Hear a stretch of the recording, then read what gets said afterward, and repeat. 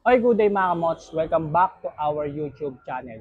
Pagdating nga sa mga classic scooter mga kamots, hindi nga talaga magpapahuli ito si Kymco Motorcycles. Dahil pagdating sa mga classic scooter entries mga kamots, meron din silang mga motorsiklo nilabas. Kagaya nitong i-review natin for today mga kamots, itong Kymco Like S na classic scooter coming from Kymco Motorcycles. Narito tayo muli sa Kymco Cycle Market at Caloocan para alamin kung ano-ano namang meron dito sa classic scooter na ito coming from Kymco. And isa nga ba ito sa mga pagpipilian nyo kung nagbabalak kayo mag-switch mga classic scooters o mga classic motorcycles ngayong taon na to. Kaya naman huwag na natin patagalin pa yan, simulan na natin.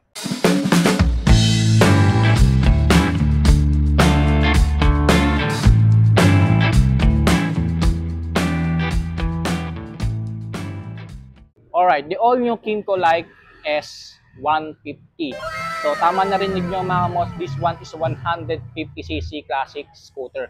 Actually, hindi lang tong Like S ang merong classic scooter si Kymco mga mods. So ito, papasandahan ko lang kayo ng kaunti kung ano pa yung mga ibang classic scooter meron sila rito.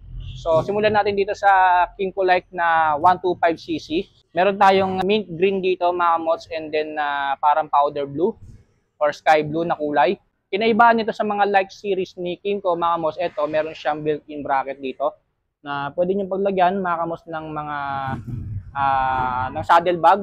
Ayan, para magmukha talaga siyang classic mga kamos, no? Ang ganda ng ano niya, bracket niya. Stainless siya mga kamos, no? And ito naman mga kamos is 150cc rin na Kymco Like.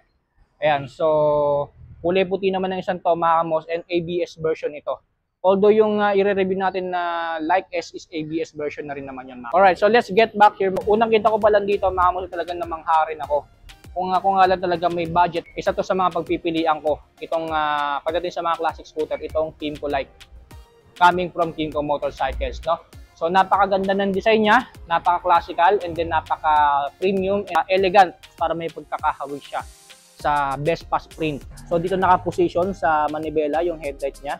And then naka-LED na nga po pala yan mga kamos, mga ilaw na itong Kymco Like S150 from headlight, turn signals, and then taillight. Wow! Yeah, so wala nga lang siyang daytime running light. So ito pala nire-review natin mga kamos is gloss black.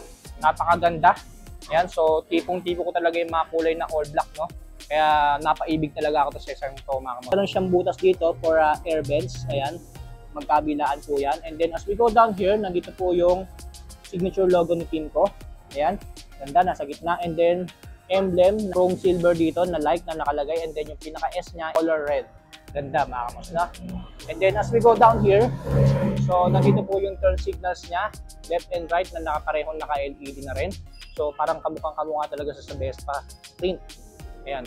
And then meron pa siyang ano rito, air vents dito sa baba. Malapad din yung front fender niya, no? Ayan, kasi nga malapad yung gulong nito sa unahan mga kamos, no?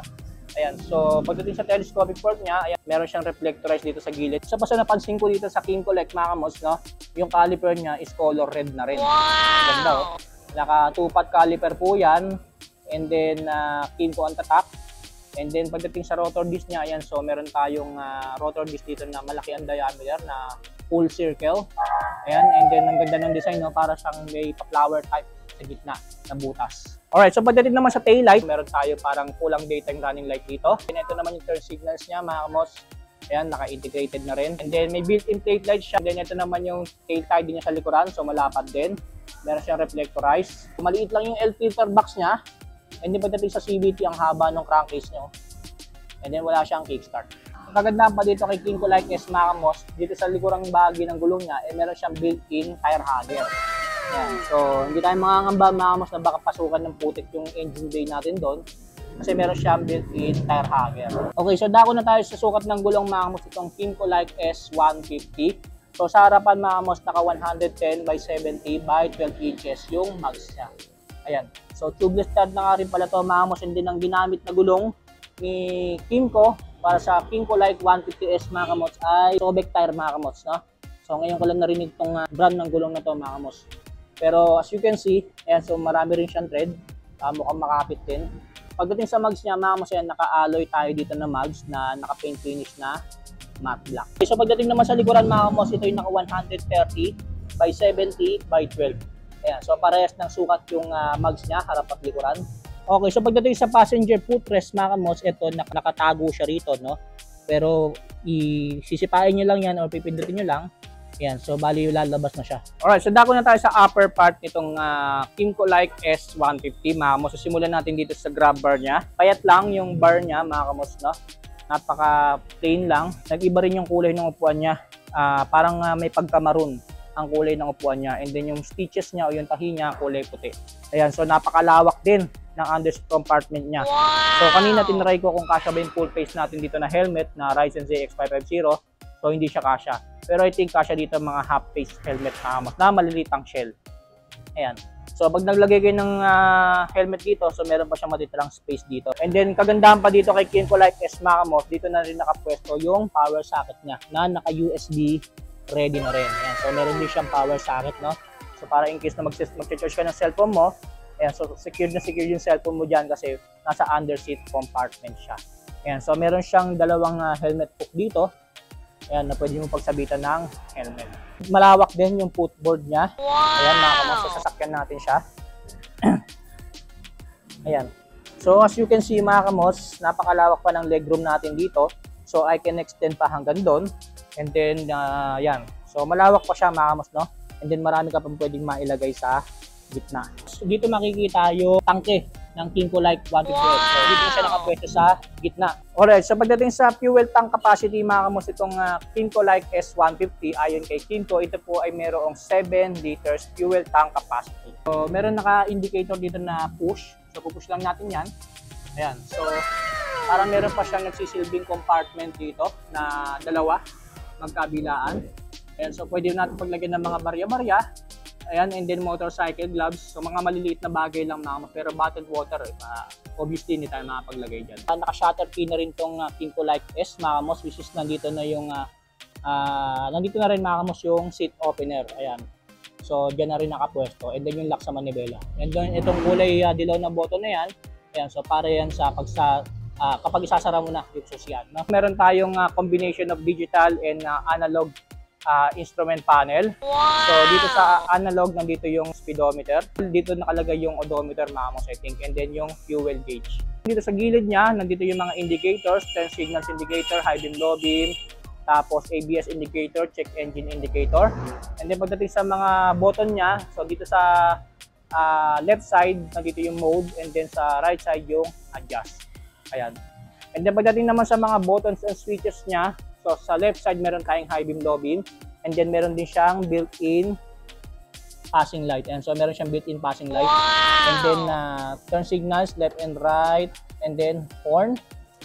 And then dito sa right side mga kamos, nandito yung nag-iisang electric switch. So wala siyang kill switch dito sa manibela, pero meron siyang kill switch o kill switch sensor dun sa side stand niya. Hand grips, so ayan, meron tayo parang maliliit na square na hand grip dito na design. Ganda. And then naka-alloy bar end din tayo na naka-gloss black. And then pagdating sa brake levers niya, naka-chrome silver finish na brake lever. So yan po yung looks and appearance nitong pinakabagong Kymco Like S150 coming from Kymco Motorcycles. Kaya naman alamin na natin ang iba pang engine specs at features nitong classic scooter na ito coming from Kymco. The all-new Kymco Like S has a 150cc engine displacement, 4-stroke single-cylinder, naka-single overhead cam with 4 valve. Meron naman itong taglay na max power na 9.9 kW at 9,000 RPM habang kanyang max torque ay 12.5 Nm at 6,500 RPM. Pagdating sa kanyang fuel system, naka-fuel injected na rin ng isang ito habang kanyang cooling system ito po ay naka-air cooled. As for the starting system, meron lang po itong electric push starter. At dahil classic scooter category ito ay gumagamit ng continuous variable transmission or CVT. Pagdating sa kanyang suspension, sa harapan ito po ay naka-telescopic fork, habang sa likuran naman equipped naman ito ng dual shock absorber. Para naman sa kanyang braking system, parehas po itong equipped ng hydraulic disc harap at likuran. Equipped na rin ng dual channel ABS. At para naman sa kanyang dimensions, meron itong overall length na 1,915mm, overall width na 680mm at overall height na 1,145mm. Pagdating naman sa kanyang seat height, meron itong 770mm habang ang kanyang ground ground clearance ay 120mm. At ang kabuang bigat naman ng motor na ito mga kamots ay 129 kilograms. At yan na nga ang engine specs sa iba pang features itong pinakabagong Kymco Like S150. Kaya naman alamin na natin ang cash price at installment price nito dito sa Kymco Cycle Mart 10 Ave, Caloocan. Alright, so dako na tayo mga kamos sa cash price at installment price itong pinakabagong Kymco Like S150 coming from Kymco Motorcycle. So magkano nga ba ito dito sa Kymco Cycle Mart 10 Ave, Caloocan?